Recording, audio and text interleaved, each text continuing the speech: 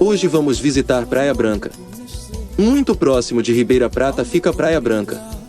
Praia Branca é uma vila na ilha de São Nicolau, em Cabo Verde, com cerca de 550 habitantes, a 8 quilômetros de Tarrafal, que é sede do município a que pertence, e a 30 quilômetros a oeste de Ribeira Brava. É nesta vila que nasce a mona que imortaliza a ilha, Saudade em A Terra São Nicolau, cantada e bem na voz da diva dos pés descalços Cesária Évora.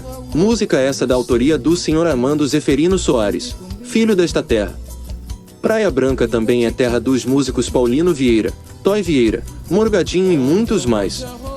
É a única localidade de Cabo Verde que possui uma porta de entrada, conhecida por Cancela, que separava antigamente a zona habitada dos campos de pastagens, mas hoje, devido ao crescimento da vila, Cancela é apenas monumento.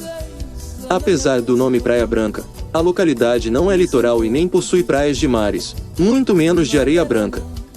É uma zona montanhosa de caráter agrícola, mais voltada para a agricultura de sequeiro, mas ultimamente se vislumbra alguma agricultura de regadio nas redondezas com implantação de tecnologia moderna.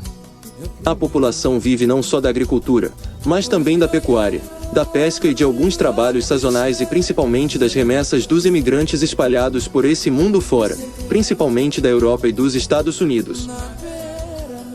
É nesta localidade que fica uma das 7 maravilhas de Cabo Verde, o Carbeirinho, um dos principais pontos de lazer e caracterizada pela sua larga gruta que serve de abrigo aos que pretendem desfrutar de uma das mais belas paisagens marítimas de Cabo Verde.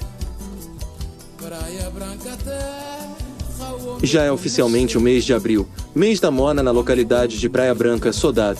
Festival de Mona, que já é marca indelével desta pequena urbe, e que já atrai todos os anos nesta época centenas de amantes de uma boa mona cantada por mulheres e homens da ilha e do país. Não podemos falar de Praia Branca sem falar de Festa São João, Cola São João, festa rija que preenche quase todo o mês de junho. Abraços à população da Praia Branca.